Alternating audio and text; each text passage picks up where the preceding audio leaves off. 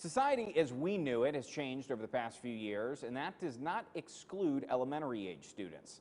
7 News reporter Bailey Martin has details on how Crittenton Services incorporated new programs to help children cope and develop with increased trauma in their lives. Think about preschool. You started learning basic life and social skills at around 4 or 5 years old during the most formative time of your life.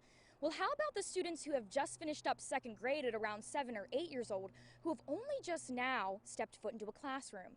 The pandemic put everyone's lives on hold. This is why Crittenton Services is adamant about implementing their trauma-informed elementary schools program into schools across the state. TIES is an early intervention program working with preschool, kindergarten, and 1st grade students in 7 schools in Ohio County and 1 school in Hancock County. They work to build social and emotional skills with children who are faced with trauma. According to the Substance Abuse and Mental Health Service Administration, more than 2/3 of children reported at least one traumatic event by the age of 16. And Melissa Kaler says that with the recent worldwide pandemic, students are experiencing more developmental hardships than usual. We had a family to reach out to us whose child never attended preschool because of COVID and had large attachment issues. And so they struggled every day and was impacting their classroom. And so the parent reached out, how can I help my child?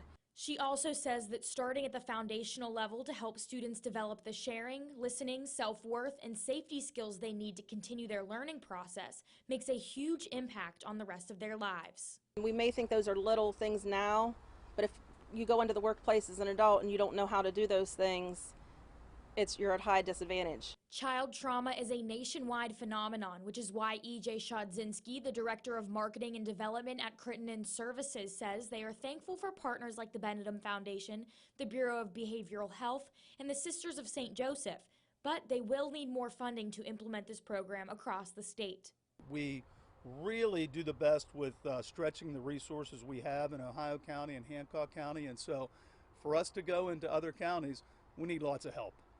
Funding is the first step into getting the TIES program into more schools to get children back on track and set them up for the most success. Reporting in Ohio County for 7 News, I'm Bailey Martin, working for you. Thank you, Bailey.